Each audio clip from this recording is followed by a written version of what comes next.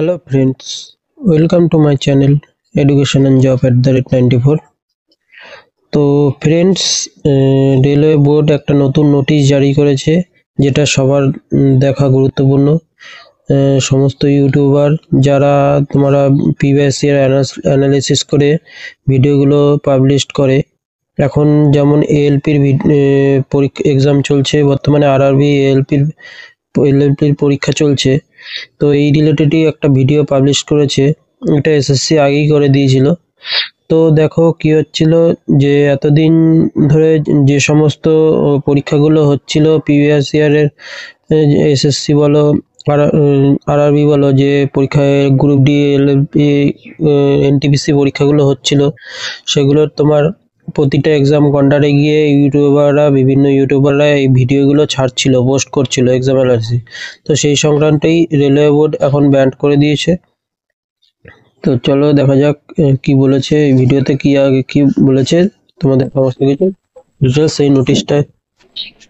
তো দেখো, এটা হচ্ছে রেলওয়ে বোর্ডের অফিসিয়াল ওয়েবসাইট থেকে ডাউনলোড করা নোটিশ, আমি আগে থেকেই ডাউনলোড করে রেখেছি। দেখো কি বলেছে, এটা government of ministry railway recruitment board important notice exam conduct by RRB.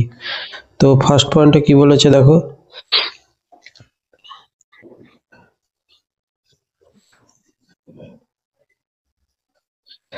the Railway Recruitment Board has time again brought to the notice of candidate other stakeholders anyone found disclosing, publishing, reproducing, transmitting, storing or facilitating transmission or storage test content and any information there are whole part there by any means, verbal, written, electronic or mechanical, or taken away rough paper supplied in exam center, or found any unauthorized possession of test content will be considered at serious misconduct will be debarred or disqualified from exam।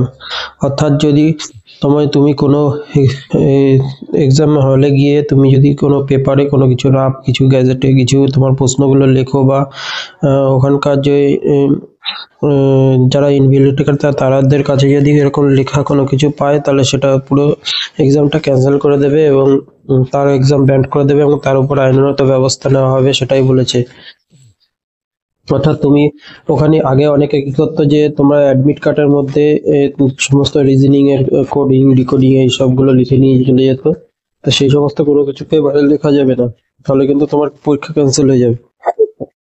এরপর next পয়েন্টে কি বলেছে দেখো, 2 নম্বরে বলেছে it has some to the notice of the RLP that some person are engaged in their aforesaid activities through social media, either example YouTube, Twitter, Facebook etc।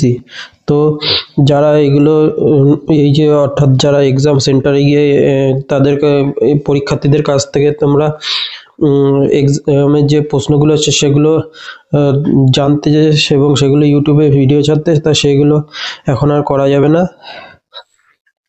ওগুলো বন্ধ করে দেওয়া হয়েছে।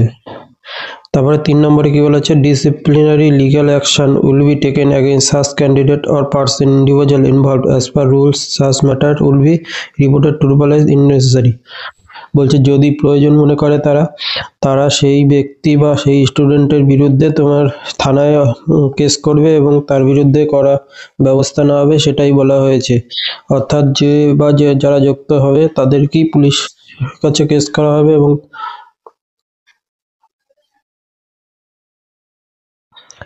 তো এতদিন ধরে তোমরা যারা এইসব ভিডিও করতে, তা এখন থেকে আর করতে পারবে না তোমরা এইসব ভিডিও, তাহলে তোমাদের সময় এগুলো অনেক আগেই করা উচিত ছিল। এসএসসি অনেক আগেই এগুলো বন্ধ করে দিয়েছিল, কিন্তু আরআরবি ঠিক ডিসিশন নিয়েছে এটা, কারণ এর জন্য তোমরা ভাবছো হয়তো এতে স্টুডেন্টের খুব হেল্পফুল হয়, কিন্তু ধরো যাদের ফার্স্টের দিকে এক্সাম পড়ে, তাহলে তারা তো সেগুলো ভিডিওগুলো দেখতে পায় না, বা তোমাদের ভিডিওগুলো দেখেই পরবর্তীকালে যারা পরীক্ষা দেয় তাদের সুবিধা হয়, এবং এক্ষেত্রে নাম্বার কাট অফ অনেক বেড়ে যায় এবং তারা পরীক্ষা ভালো রেজাল্ট করে। এক্ষেত্রে হলে সবার জন্যই হবে, না হলে কারোর জন্যই হবে না। এক্ষেত্রে রেলওয়ে বোর্ড একটা ভালো সিদ্ধান্ত নিয়েছে আমার মনে হয়। তোমাদের কি কমেন্ট বক্সে কমেন্ট করো যে তোমাদের কি মনে হয়, যে বন্ধ করে দেওয়াটা কি ঠিক হয়েছে না ভুল হয়েছে।